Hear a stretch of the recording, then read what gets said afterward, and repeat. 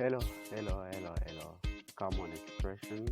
I will share in this video les expressions ou le groupe de mots les plus utilisés en anglais. Les expressions, ce sont des absolus que vous devez vraiment maîtriser pour faciliter la compréhension des petites choses en anglais.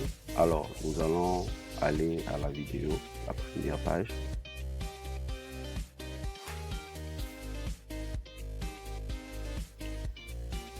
Ok, là vous avez be careful. Soyez attentif, soyez vigilant ou soyez prudent.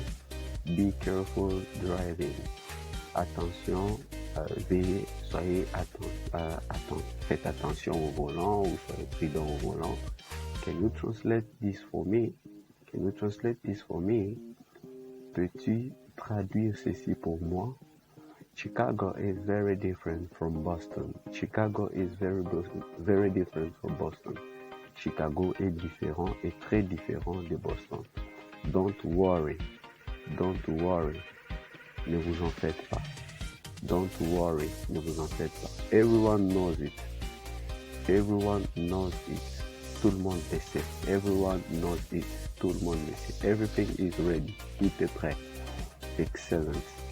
Excellent ou bravo. From time to time, de temps en temps. From time to time, de temps en temps.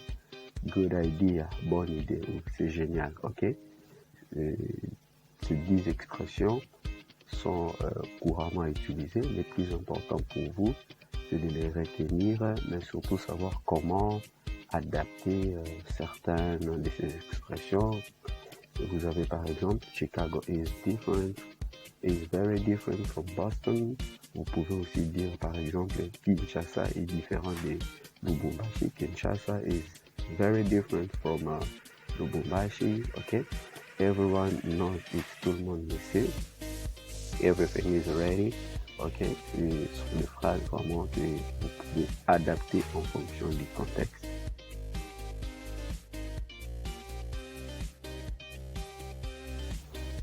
Vous avez 10 autres expressions. En fait, ce ne sont pas des phrases, ce sont plutôt des expressions. Ok. He likes it very much. Il aime beaucoup. Il aime cela beaucoup. Il est trop fan à cela. He likes it very much. Il aime cela beaucoup. Help. Aide. Secours. Ok. He is coming soon. Il vient bientôt. He is coming soon. Il vient bientôt.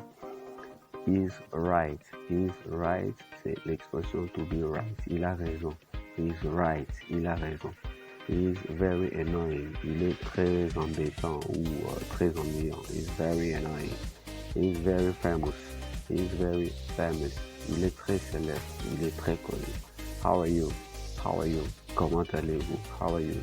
How's work going? Comment se passe le travail? Ou comment travaillez-vous? Comment va votre travail? Hurry veut dire faites vite.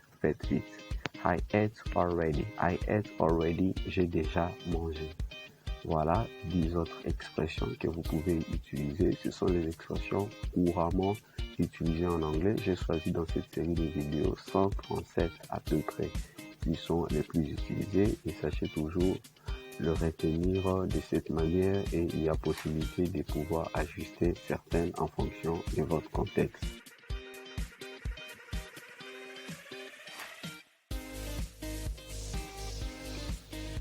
Vous avez I can't hear. Souvent quand les Anglais prononcent là, vous n'allez pas entendre, ils disent I can't hear. Je ne peux pas entendre, je ne vous entends pas. Ok? I'd like to go for a walk. J'aimerais aller pour une promenade. I'd like to go for a walk. J'aimerais aller pour une promenade. I don't know how to use it. Je ne sais pas comment l'utiliser. I don't know how to use it. Je ne sais pas comment l'utiliser. I don't like him. Je ne l'aime pas. I don't like him. Je ne l'aime pas. Un homme. Ou I don't like her. Je ne l'aime pas. Quand vous parlez d'une femme. I don't like it. Je n'aime pas ça. Ok? Ou je n'aime pas ceci. I don't like it. I don't speak very well. I don't speak very well. Je ne parle pas très bien. I don't speak very well. Ou je ne parle pas très bien français. I don't speak English very well. I don't understand. I don't understand. I don't understand. Je ne comprends pas. I don't want it. Je ne veux pas ça. I don't want it. Je ne veux pas ça. To want, c'est le verbe vouloir. I don't want it. Je ne veux pas ça. I don't want that. Je ne veux pas cela. Ok. I don't want that. Je ne veux pas cela. I don't want to bother you. I don't want to bother you. Je ne veux pas te déranger. Ok. Je ne veux pas te déranger. I don't want to bother you.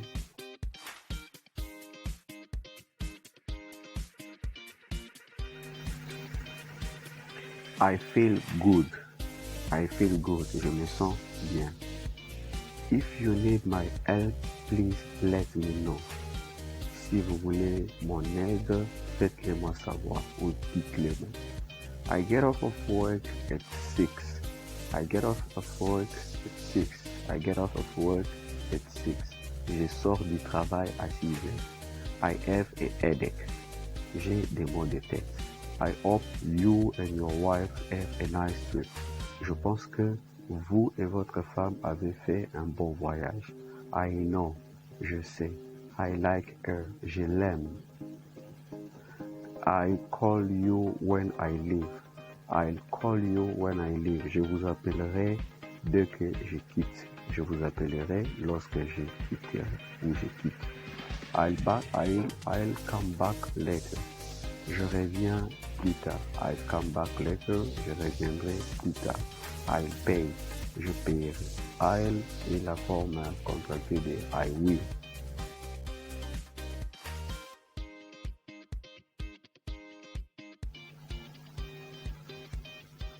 I'll take it. Je le prendrai. I'll take it. I'll take you to the bus stop. Je te prendrai à l'arrêt des bus. I'll take you at the bus to the bus stop. Je te prendrai à l'arrêt des bus. I lost my watch. J'ai perdu ma montre. I love you. Je t'aime. I'm an American. Je suis un Américain. I'm an American. I'm cleaning my room. Je nettoie ma chambre ou mon local. I'm cleaning ou mon bureau. I'm cleaning my room. Je nettoie mon bureau. I'm cold. J'ai froid. I'm coming to pick you up. Je viens te prendre. I'm going to leave. Je quitte. I'm good. And you? Je vais bien. Et vous ou et toi? Ok. Alors ici, retenez que I'll est la forme contractée de I will, qui est le will, c'est le modal qui est utilisé pour parler des futurs. À chaque fois qu'il y a I suivi d'un verbe, c'est le futur. Et vous avez I'm cleaning, vous avez la présence du verbe être contracté, am, et puis cleaning, qui est le verbe to clean. On a ajouté ing qui décrit ici le present continuous, qui est un temps qui parle d'une action qui se passe au même moment que vous parlez. Donc quand vous dites I'm cleaning, I'm coming, I'm going, c'est être en train de I'm coming to pick you up, je suis en train de venir te prendre. I'm going to leave, je suis en train de quitter, dans le sens de je quitte, dans le sens d'être en train de quitter. C'est une action, un temps qui est particulier à l'anglais.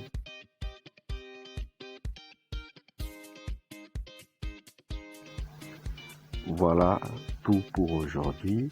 I'm going to leave, I'm good and you.